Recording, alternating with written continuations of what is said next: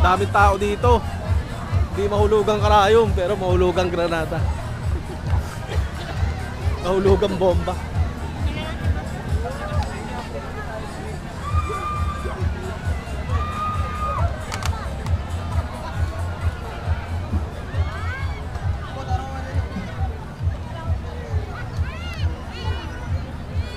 Ano bang target? Nagpasan muna eh. Ayun pa. Hindi, doon yun. Ayun, dyan na lang para walang tao. Daming tao dito. Di mahulugang arayom, pero mahulugang bomba.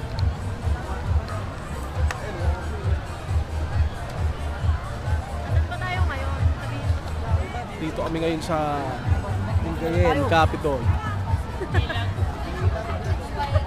Ano bang meron ngayon dito? Ba't maraming tao?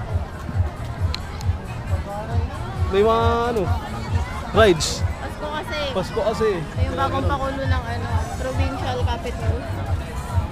Yan. Bago lang to dito. Parang pangalawang taon pa lang na ganun. Ganda dito, punta kayo lahat. Ito, Iba naman ng dito, parilan. Dre. Dulo yun eh. Hindi, sa iba naman daw. Maganda to eh. Diba kaya hindi pwede pag yung baril mo? Gano'n po ba aganda yan? Hindi yan yung gagamitin ko. Baka tumadtad. Ah. Ano po ba masasabi nyo sa pagbabaril? Sagot! Kaya? Masaya. Ang tagal sumagot na kapatid mo, sabi niya masaya lang daw. Masaya. Na, magbabaril na po siya.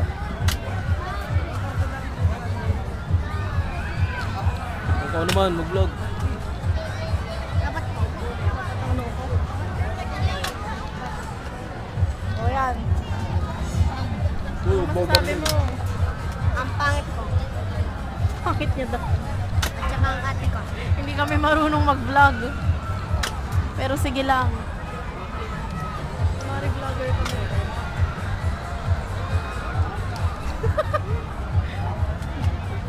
Magbabaril daw. Puro ka tayo ng mga bata. Maglalaro daw po ng baril-baril si Dre, guys. Panoorin po natin siyang hindi manalo. Ano sa akin nyo? 40. Lo, magkano boss? 40. 40? Alam ko 35. Isa lang. 30. Oh, yan. Ay, Kuya Imart.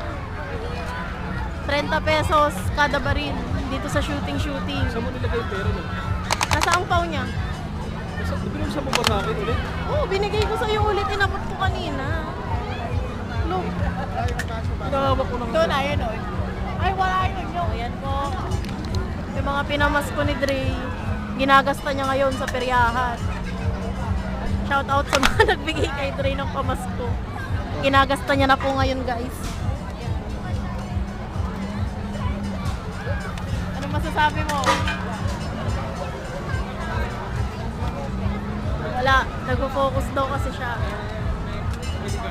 Nagpo-focus siyang hindi makakuha ng pa-premyo.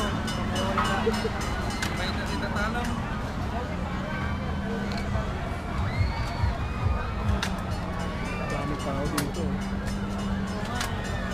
Hindi ko na alam sasabihin ko. Ang awkward. Ano magsalita? Ako na lang lagi. Mamaya na. Mamaya na lang.